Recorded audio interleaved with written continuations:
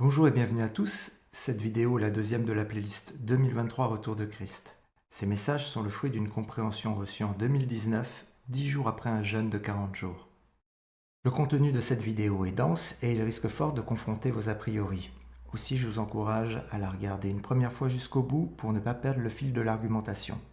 Yeshua a dit dans Matthieu 24, 36 « Pour ce qui est du jour et de l'heure, personne ne le sait, ni les anges des cieux, ni le Fils, mais le Père seul. » Ce verset n'est qu'une toute petite partie de la réponse de Yeshua à ses disciples qui lui demandaient quel sera le signe de son avènement et de la fin du monde. Avant de vous donner non seulement le jour, mais également l'heure de son retour, nous montrerons que ce verset ne veut pas dire « il est vain de chercher à savoir quand Yeshua reviendra ». Bien au contraire, écoutez bien, Yeshua lui-même nous incite à chercher activement l'heure de son avènement. Nous montrerons que dans sa réponse aux disciples, Yeshua donne la saison précise de son retour et 3 fois il évoque un temps marqué pour son retour. Toujours dans sa réponse aux disciples, Yeshua nous presse de lire attentivement le livre de Daniel et nous montrerons que 3 fois Daniel affirme sans équivoque qu'il y a un temps marqué pour la fin. Dans un deuxième temps, nous nous poserons la question à quoi sert-il de connaître le jour et l'heure de son retour? Puis nous irons scruter les Écritures pour y trouver le jour et l'heure. Enfin, nous proposerons une explication biblique permettant de comprendre pourquoi Yeshua le Fils ne sait toujours pas l'heure de son retour. Encore une fois, je ne suis qu'un simple disciple de Yeshua et il est probable que je me trompe dans une certaine mesure. En effet, Paul nous dit que nous ne connaissons qu'imparfaitement et nous ne prophétisons qu'imparfaitement. C'est pourquoi il est de votre responsabilité de faire comme les gens de Bérée qui reçurent la parole avec beaucoup de promptitude, examinant tous les jours les Écritures pour voir si ce qu'on leur disait était exact. Dans cette première partie, attachons-nous à comprendre toute la portée de ce début de verset « Le jour, l'heure, personne ne le sait ». Relisons le contexte immédiat des versets qui disent « Le jour, l'heure, personne ne le sait ». Je lis dans Marc 13 à partir du verset 32. Or, pour ce qui est de ce jour-là ou de l'heure, personne ne le sait, pas même les anges du ciel, pas même le Fils, mais le Père seul. Prenez garde, veillez, car vous ne savez quand le temps est là. Veillez donc, car vous ne savez pas quand le Seigneur de la maison vient, de peur qu'arrivant tout à coup, il ne vous trouve endormi. Je lis dans Matthieu 24 les versets 36 et 42. Or, pour ce qui est de ce jour-là et de l'heure, personne ne le sait, ni les anges des cieux, ni le Fils, mais le Père seul. Veillez donc, parce que vous ne savez pas quel jour votre Seigneur vient. Je lis dans la parabole des 10 vierges, dans Matthieu 25. Celles qui étaient prêtes entrèrent avec lui aux noces, et la porte fut fermée. Veillez donc, parce que vous ne savez ni le jour ni l'heure. J'ai souligné en jaune le commandement de veiller, et en bleu les raisons pour lesquelles Yeshua nous demande de veiller. Le premier point que l'on peut noter, c'est que veiller, ça veut dire faire attention, et donc ça ne veut pas dire que nous ne devons pas nous soucier du jour et de l'heure. Alors, pourquoi veiller? 4 fois Yeshua dit « parce que nous ne savons pas le jour et l'heure » et « afin de ne pas être trouvés endormis ». Autrement dit, il est tout à fait concevable que Yeshua nous incite à veiller pour connaître le jour et l'heure afin de ne pas être trouvés endormis. C'est ce que nous allons vérifier très rapidement. Alors, que nous apprend le contexte immédiat de Matthieu 24, 36? Je lis à partir du verset 32. « Or, comprenez la similitude du figuier. Quand ses rameaux sont tendres et qu'ils poussent des feuilles, vous connaissez que l'été est proche. Vous aussi de même, quand vous verrez toutes ces choses, sachez que le Fils de l'homme est proche et à la porte. » L'expression « toutes ces choses » fait référence aux nombreux signes qui précéderont la venue de Yeshua et qui sont énumérés avant le verset 32. Il s'agit des faux prophètes, de l'augmentation de l'iniquité, de la diminution de l'amour pour l'autre, de l'évangile prêché sur toute la terre, de l'abomination, d'une grande tribulation, de faux Christ et de faux prophètes, du soleil et de la lune qui sont obscurcis et des étoiles qui tombent du ciel. L'expression « le Fils de l'homme » dans la bouche de Yeshua est une figure de rhétorique pour parler de lui-même à la 3e personne. Vous pouvez le vérifier dans Matthieu 9, verset 6. Je vous relis le verset 33. « Vous aussi de même, quand vous verrez toutes ces choses, sachez que le Fils de l'homme est proche et à la porte. » Autrement dit, Yeshua affirme explicitement que nous pourrons discerner la saison de son avènement. Continuons notre investigation sur la saison de son avènement. Relisons attentivement à partir du verset 32. Tirez instruction de la parabole du figuier. Dès que ses branches deviennent tendres et que les feuilles poussent, vous savez que l'été est proche. De même, quand vous verrez toutes ces choses, sachez que le Fils de l'homme est proche, qu'il est à la porte. Je vous le dis en vérité, cette génération ne passera pas avant que tout cela n'arrive. Yeshua nous intime de tirer instruction de la parabole du figuier. Le verset 34 dit « Cette génération ne passera pas avant que tout cela n'arrive ». La génération dont il est question, en bleu, est celle du figuier. Et l'expression « tout cela » en orange fait référence à tout ce qui précède, c'est-à-dire non seulement à tous les signes que nous avons énumérés, mais surtout au Fils de l'homme qui est proche et qui est à la porte, autrement dit au retour de Yeshua. Si nous paraphrasons cette partie du verset 34, cela donne « La génération du figuier ne passera pas avant le retour de Yeshua ». Autrement dit, retenez que Yeshua reviendra avant que ne passe la génération du figuier. Essayons de comprendre la parabole du figuier. Relisons le verset 32. Comprenez la similitude prise du figuier. Quand ses rameaux sont tendres et qu'il pousse des feuilles, vous connaissez que l'été est proche. Il est écrit dans Osée 9, 10 « J'ai trouvé Israël comme les grappes dans le désert, j'ai vu vos pères comme les premiers fruits d'un figuier qui commence. » Il est écrit dans Joël 1, 6 et 7 « Car une nation puissante et innombrable est montée contre mon pays. Elle a mis ma vigne en désolation et mes figuiers en pièces. » Le figuier dans la Bible, tout comme la vigne d'ailleurs, est une image d'Israël. En hiver, le figuier s'endort, il perd ses feuilles. Au printemps, le figuier renaît. Apparaissent alors les rameaux tendres et vient la pousse des feuilles. C'est une image de la renaissance d'Israël, lors de sa recréation en un seul jour, le 14 mai 1948. Nous comprenons donc que la génération du figuier est la génération d'Israël qui naît en 1948. Nous venons de voir que Yeshua reviendra avant que ne passe la génération du figuier. Autrement dit, Yeshua reviendra avant que ne passe la génération d'Israël née en 1948. Au printemps 2023, la génération du figuier aura 75 ans. C'est dire combien le retour de Christ est imminent. Continuons notre investigation. Il est écrit dans Matthieu 24, 36 et 45 « Pour ce qui est du jour et de l'heure, personne ne le sait, non pas même les anges du ciel, mais mon Père seul. Quel est donc le serviteur fidèle et prudent que son maître a établi sur ses domestiques pour leur donner la nourriture au temps marqué ?» Il est écrit dans Luc 12, 40 et 42 « Vous donc aussi soyez prêts, car le Fils de l'homme viendra à l'heure que vous ne penserez point. » Et le Seigneur dit « Quel est donc le dispensateur fidèle et prudent que le maître a établi sur ses domestiques pour leur donner, au temps marqué, la mesure ordinaire de blé ?» Il est écrit dans Actes 1, 6 et 7 « Eux donc étant assemblés l'interrogeaient en disant « Seigneur, sera-ce en ce temps que tu rétabliras le royaume d'Israël ?» Mais il leur dit « Ce n'est pas à vous de savoir les temps ou les moments que le Père a fixés de sa propre autorité. » 3 fois Yeshua est questionné sur son avènement, 3 fois il est question d'un temps marqué ou de moment fixé. Simple question. Yeshua annoncerait-il un temps marqué pour son retour? C'est ce que nous allons vérifier.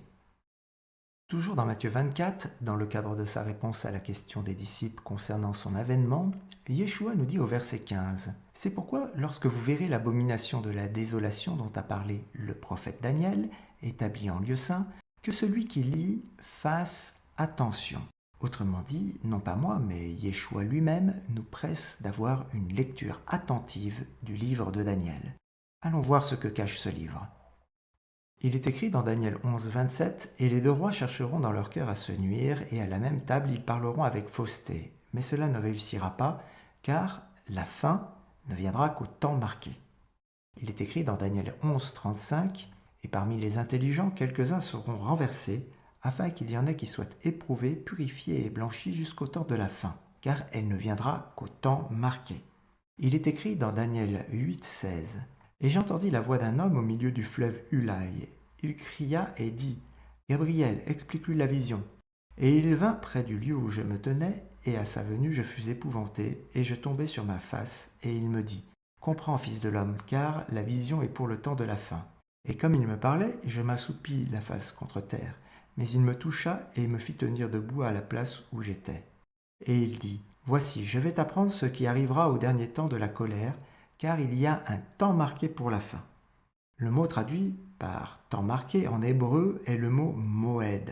Il désigne les rendez-vous ou les temps fixés ou les fêtes pour rencontrer Dieu qui sont décrites dans le livre du Lévitique au chapitre 23, à savoir le Shabbat du 7e jour, qui est le 4e commandement, la fête de Pâques, suivie des pains sans levain et des prémices, la fête de Pentecôte, la fête des trompettes, suivie du grand pardon et des cabanes, et enfin le 8e jour.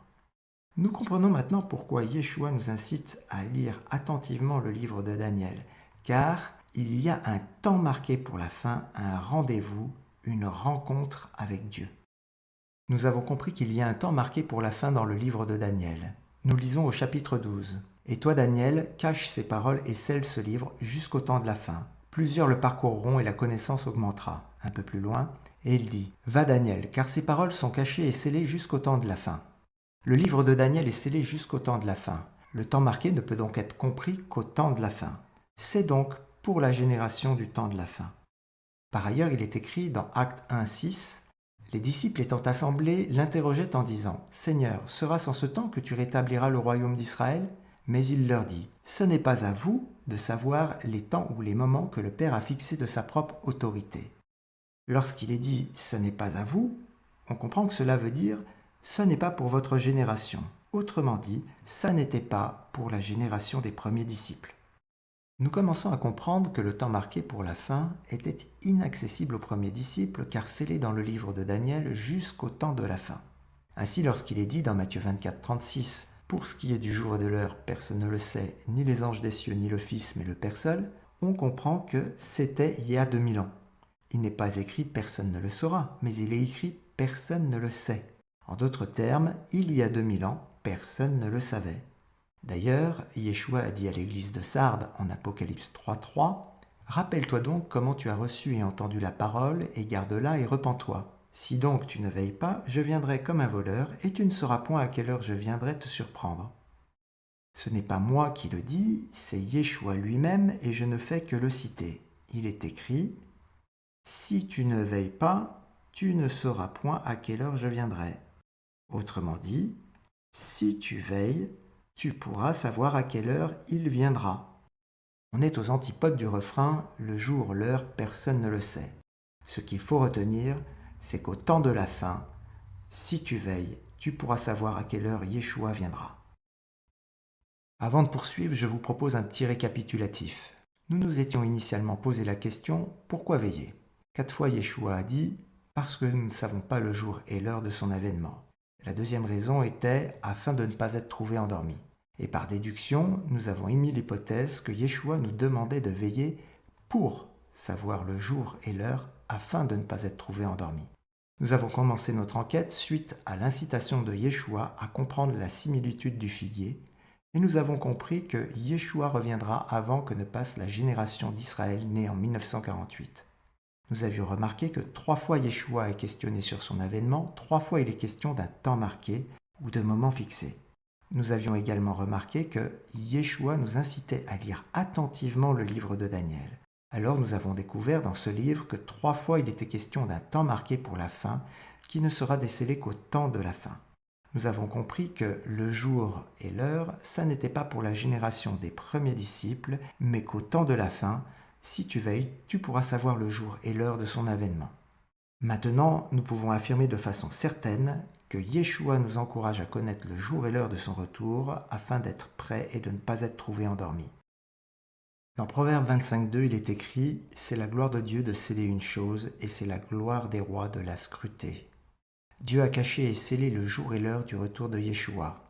Nous allons scruter les Écritures très attentivement pour trouver et déceler le jour et l'heure dans la réponse même de Yeshua à ses disciples quand il l'interroge sur son avènement. Auparavant, je vous propose que nous nous posions la question « À quoi sert-il de connaître le jour et l'heure de l'avènement de Christ ?» La chose est simple. Iriez-vous à un entretien d'embauche sans en connaître le jour et l'heure ? Bien, il ne s'agit pas d'un entretien d'embauche, mais de votre mariage pour l'éternité avec le Roi des rois et le Seigneur des seigneurs. Si vous relisez la parabole des 10 vierges dans Matthieu 25, connaître le jour et l'heure permet d'une part de se préparer et d'autre part d'être prêt à l'heure pour la noce. Si vous relisez également la parabole des invités au repas de noces dans Luc 14 et Matthieu 22, connaître le jour et l'heure permettent aux invités de s'organiser, c'est-à-dire d'organiser leur vie pour pouvoir se rendre au repas de noces. Cela permet, je cite, d'inviter les pauvres, les estropiés, les aveugles, les boiteux, et je continue de citer, de contraindre les autres pour remplir la maison avant la fermeture des portes. Cette parabole contient une autre parabole, la parabole de l'habit de noces, qui nous montre que connaître le jour et l'heure permet de prendre le temps de se préparer pour revêtir sa plus belle parure, c'est-à-dire accepter par le moyen de la foi la grâce que Dieu nous a fait en nous rachetant au prix de la vie de son Fils Yeshua. Comment ? En se repentant radicalement et en prenant l'engagement de vivre avec une conscience pure lors du baptême d'eau qui nous lave de nos péchés, pour mener la vie sainte par son esprit qui habite en nous. Plongeons-nous maintenant dans les Écritures pour trouver le jour et l'heure. Nous lisons dans Matthieu 24, les versets 30 et 31. « Alors le Fils de l'homme paraîtra dans le ciel. Alors aussi toutes les tribus de la terre se lamenteront en se frappant la poitrine, et elles verront le Fils de l'homme venant sur les nuées du ciel, avec une grande puissance et une grande gloire. Il enverra ses anges avec un grand éclat de trompette, et ils rassembleront ses élus des 4 vents, depuis un bout des cieux jusqu'à l'autre bout. » Nous comprenons que nous verrons le signe de sa venue dans le ciel avec une grande puissance et une grande gloire. Il y aura alors des lamentations sur terre, c'est-à-dire des cris, des pleurs, des gémissements, puis un grand son de trompette dans le ciel, et les anges rassembleront les élus. Nous allons défendre l'hypothèse suivante. Les lamentations sur terre sont les clameurs de Yom Teruah. Le grand éclat de trompette est celui de la trompette de jubilé lors de Yom Kippour. Et le rassemblement des élus correspond à la fête des récoltes, encore appelée Sukkot ou fête des tabernacles, des tentes ou des cabanes. Vous ne connaissez peut-être pas ces 3 fêtes, ce sont des temps marqués, c'est-à-dire en hébreu des Moedim, que nous allons étudier maintenant. Commençons par la fête de Yom Teruah, appelée fête des clameurs ou dite fête des trompettes. Nous lisons dans Nombre 10. « Fais-toi 2 trompettes d'argent, tu les feras façonner au marteau. Les fils d'Aaron, les sacrificateurs, sonneront des trompettes dans vos jours de joie, dans vos solennités et au commencement de vos mois. » Les 2 trompettes d'argent étaient notamment utilisées pour marquer les temps, le début des mois et le début de tous les Moedim, c'est-à-dire toutes les solennités, tous les rendez-vous de Lévitique 23. Autrement dit, pas seulement pour la fête dite des trompettes. Nous lisons dans Lévitique 23, versets 23 et 24. « Yahvé parla à Moïse et dit, « Parle aux Israélites, dis-leur, le 7e mois, le 1er jour du mois, il y aura pour vous jour de repos, appel en clameur, sainte assemblée. » Le lexique de Strong nous apprend que le mot teruah vient du mot roi. Teruah désigne une clameur, c'est-à-dire une acclamation de joie ou un cri de guerre, ou un son de trompette pour donner l'alarme.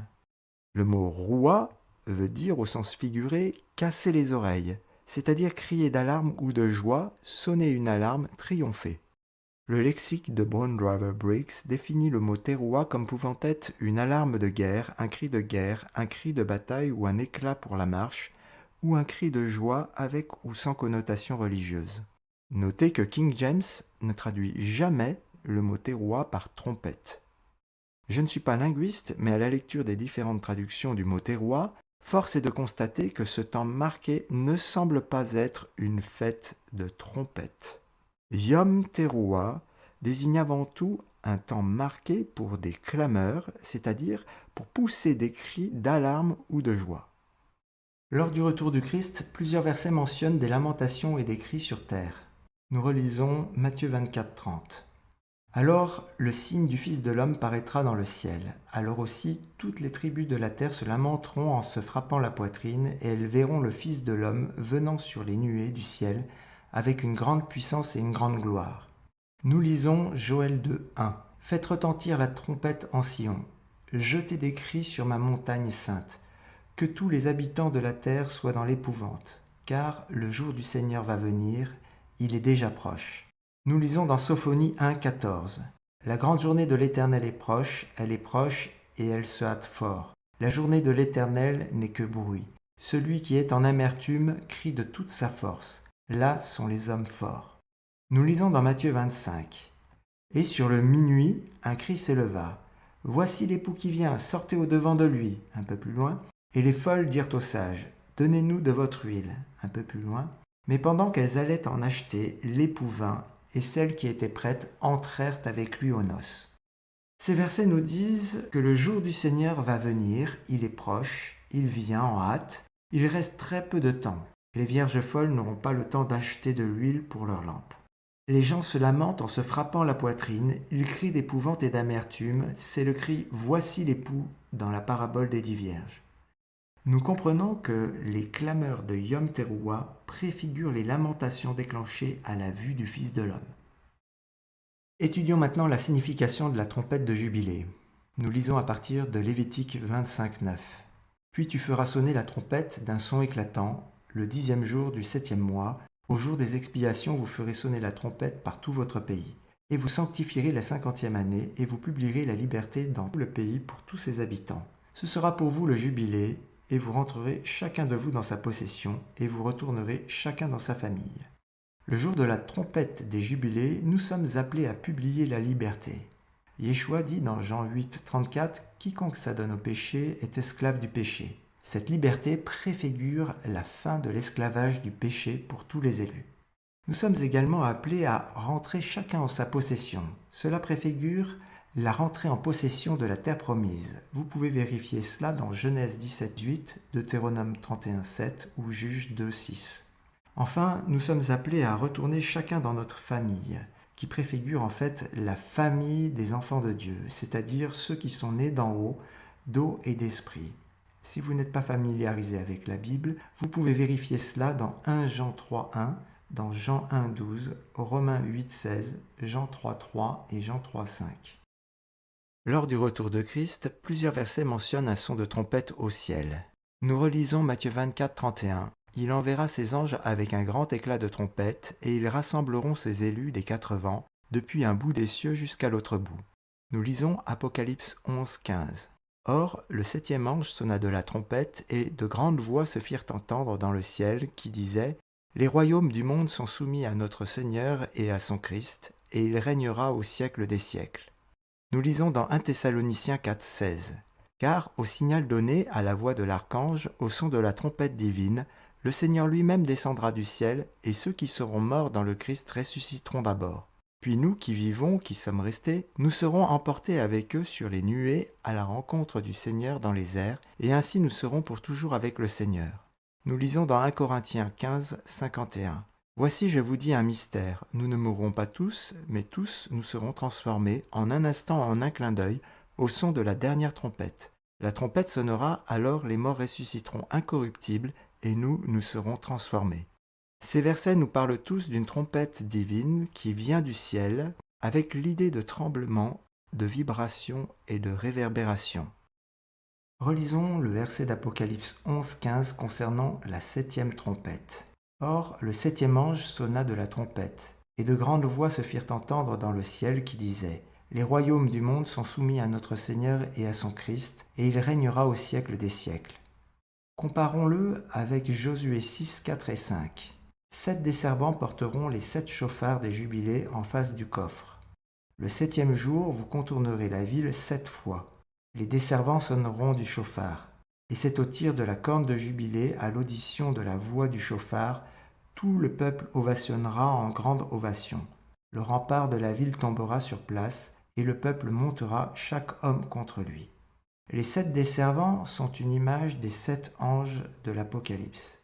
La chute de Jéricho est une image des royaumes du monde soumis. Les 7 chauffarots des jubilés sont une image des 7 trompettes de l'Apocalypse. Cela montre que la 7e trompette d'Apocalypse est une trompette de jubilé. Nous comprenons que la trompette de jubilé sonnée à Yom Kippour préfigure le grand son de trompette dans le ciel qui annonce la liberté, la prise en possession de la terre promise et le retour effectif dans la famille de Dieu et de ses élus.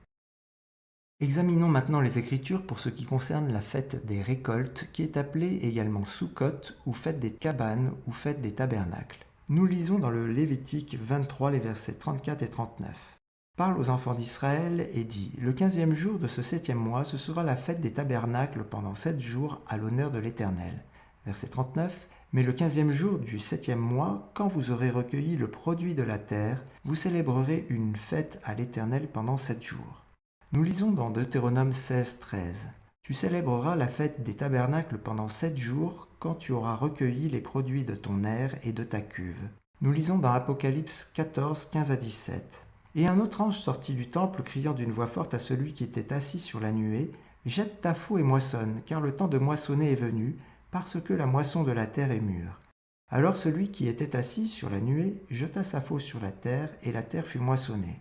Et un autre ange sortit du temple qui était dans le ciel, ayant aussi une faux tranchante. Et il sortit de l'autel un autre ange qui avait pouvoir sur le feu, et il cria d'un grand cri à celui qui avait la faux tranchante, et lui dit : Jette ta faux tranchante et vendange les grappes de la vigne de la terre, car les raisins en sont mûrs.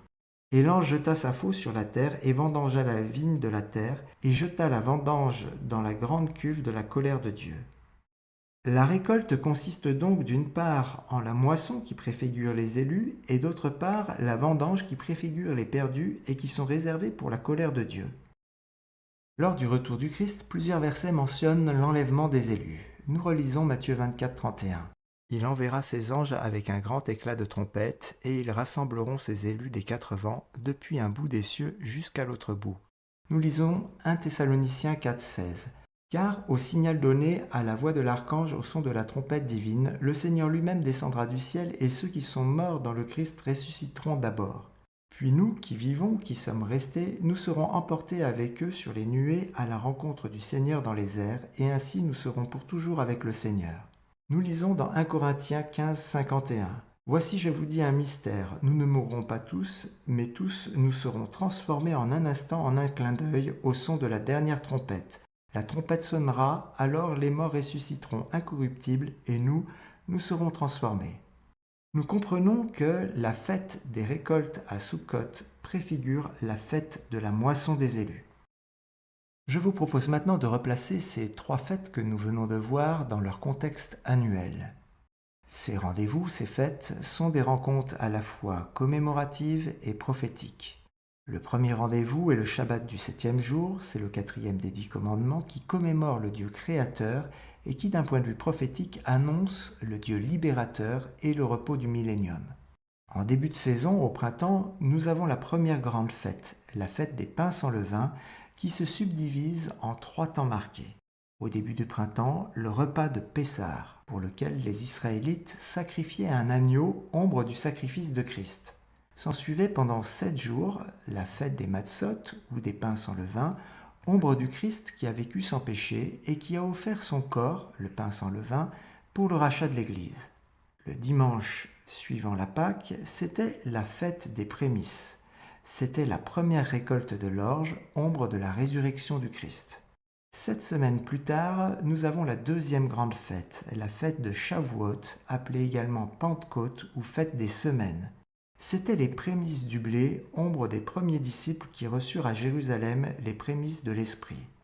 La troisième grande fête, en fin de saison à l'automne, est la fête des tabernacles qui se subdivise en 3 temps marqués.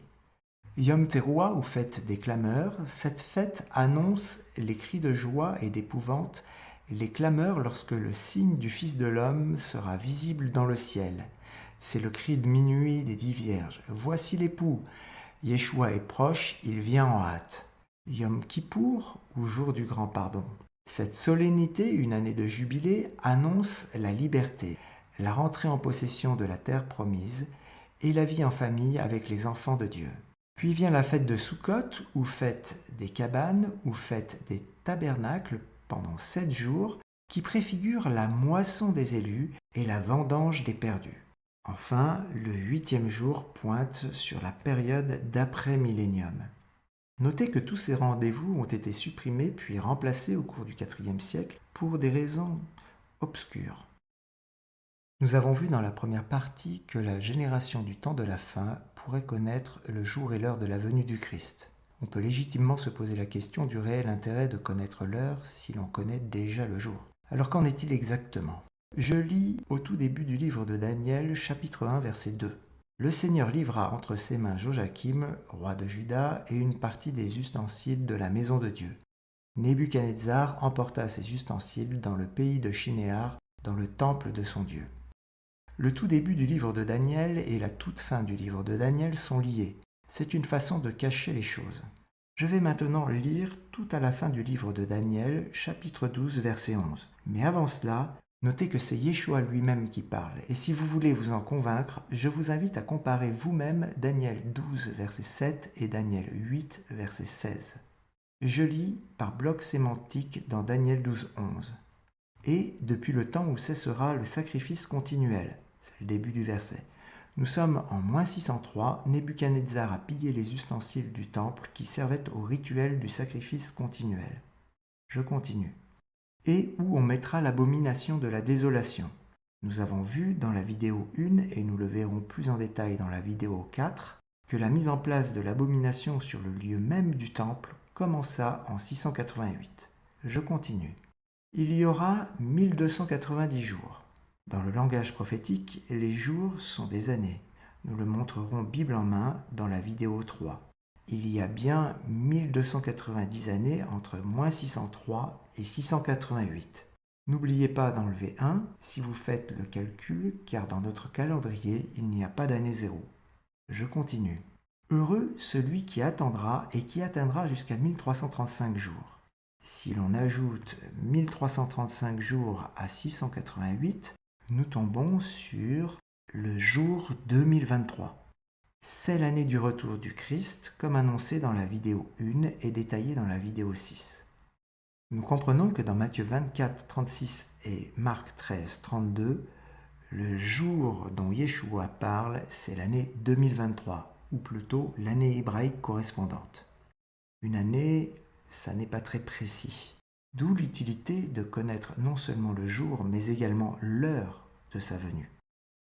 Nous venons de voir que Yeshua parle du jour comme étant l'année 2023. Dans la vidéo 3, nous établirons un jour prophétique est égal à 1 an ou 12 mois de 30 jours ou 360 jours. Et nous en déduirons que une heure prophétique, c'est un jour prophétique divisé par 24 ou 360 jours divisé par 24 ou 15 jours.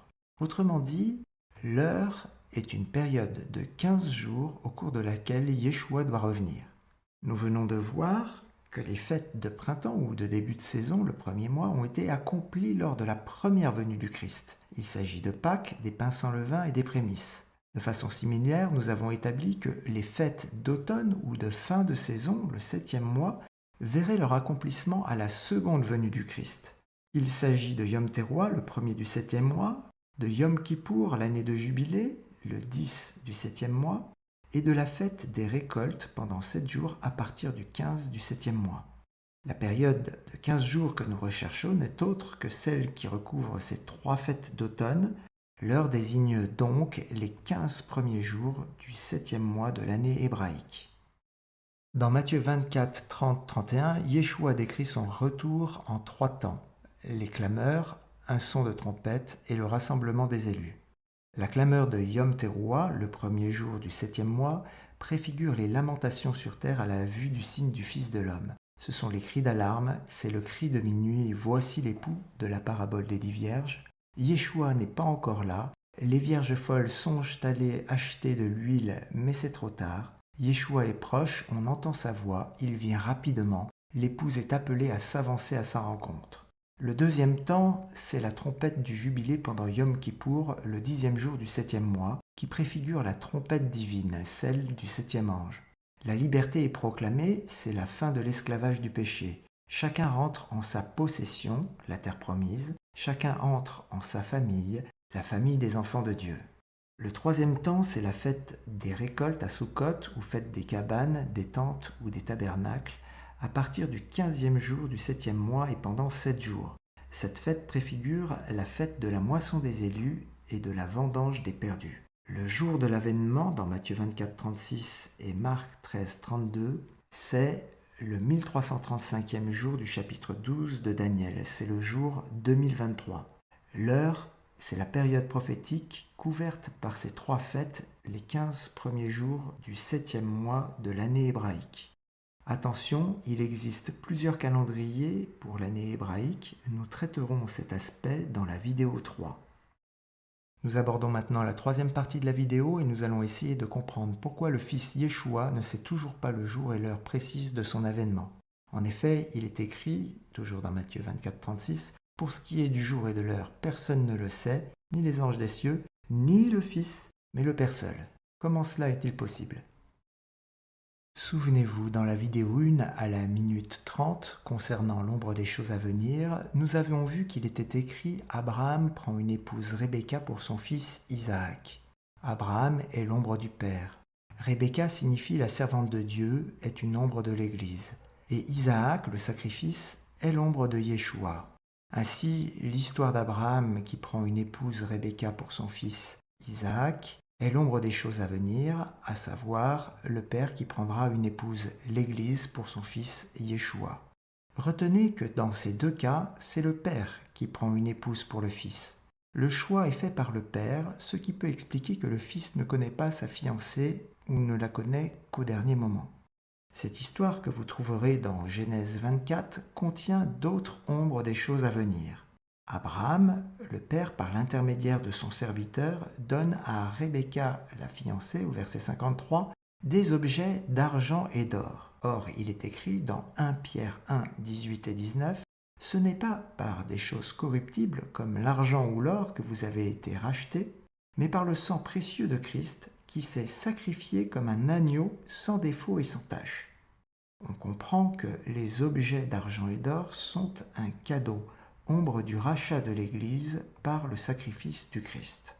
Outre les objets d'argent et d'or, Rebecca reçoit de la part d'Abraham des parures. Nous lisons dans Apocalypse 3, « Cependant tu as à Sardes quelques personnes qui n'ont pas souillé leurs vêtements. Elles marcheront avec toi en vêtements blancs parce qu'elles en sont dignes. Le vainqueur sera habillé de vêtements blancs. » Ces parures sont une image des habits de noces. Remarquez que ceux à qui sont donnés des vêtements blancs sont ceux qui n'ont pas souillé leurs vêtements, c'est-à-dire ceux qui mènent la vie sainte, la vie de sanctification par l'Esprit de Dieu qui habite en eux. L'histoire de Genèse 24 nous raconte que jusqu'à la fin, Isaac, le fils, ne savait pas le jour et l'heure de la rencontre avec sa fiancée Rebecca. C'est une ombre des choses à venir, à savoir, il semble que jusqu'à la fin, Yeshua, le Fils, ne saura pas l'heure de la rencontre avec sa fiancée l'Église. C'est un mariage. Yeshua est le Fils, il accomplit la volonté de son Père. Il est l'époux dans l'attente de l'épouse que lui donnera son Père. Père et Fils sont un, en parfait accord, mais dans des rôles différents. C'est ce que nous allons confirmer par un autre texte qui se trouve dans le livre de l'Apocalypse. En effet, nous lisons dans Apocalypse 14 à partir du verset 14. « Je regardais encore, et voici il y avait une nuée blanche, et sur la nuée quelqu'un était assis qui ressemblait au Fils de l'homme, ayant sur sa tête une couronne d'or et en sa main une faux tranchante. Et un autre ange sortit du temple, criant d'une voix forte à celui qui était assis sur la nuée. « Jette ta faux et moissonne, car le temps de moissonner est venu, parce que la moisson de la terre est mûre. » Alors celui qui était assis sur la nuée jeta sa faux sur la terre, et la terre fut moissonnée. En bleu, le Fils de l'homme, c'est Yeshua. Vous pouvez vérifier ça par exemple dans Matthieu 9, verset 6. Remarquez qu'il n'est prévenu qu'au dernier moment par l'autre ange, en orange, qui lui sort du temple, autrement dit qui sort de la présence du Père, pour délivrer un message au Fils. Lorsqu'il est dit « le temps est venu », en jaune, cela veut dire que pour le Père, tout est prêt pour la noce, c'est l'heure. La moisson est mûre, cela veut dire que la fiancée, l'Église, est prête. Elle s'est parée pour la noce, elle est sanctifiée. Après ces explications, je vous relis le texte qui permet de voir que Yeshua ne saura l'heure de la rencontre avec sa fiancée qu'au dernier moment. Je regardais encore et voici il y avait une nuée blanche. Et sur la nuée, quelqu'un était assis qui ressemblait au Fils de l'homme, ayant sur sa tête une couronne d'or et en sa main une faux tranchante. Et un autre ange sortit du temple, criant d'une voix forte à celui qui était assis sur la nuée. « Jette ta faux et moissonne, car le temps de moissonner est venu, parce que la moisson de la terre est mûre. » Alors celui qui était assis sur la nuée jeta sa faux sur la terre, et la terre fut moissonnée. Une dernière remarque. Le Fils de l'homme tient dès le début une faux tranchante, montrant par là qu'il est prêt, qu'il sait que c'est la saison du rendez-vous. Il sait que c'est le temps marqué. Il n'attend plus que l'ordre de son Père par l'intermédiaire de l'autre ange. En fait, il n'attend plus que l'heure pour accueillir son épouse.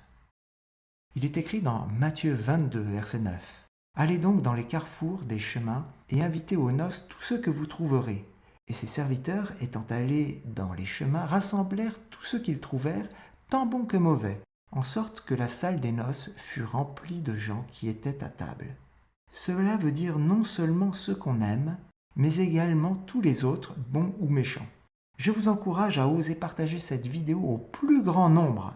afin que tous aient une opportunité d'entrer dans la maison avant que les portes ne se ferment.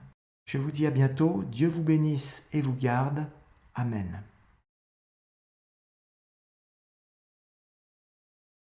Si vous n'êtes pas encore abonné à la chaîne, vous pouvez le faire en cliquant sur le bouton s'abonner sous la vidéo ou en cliquant sur le logo s'il apparaît sur cet écran.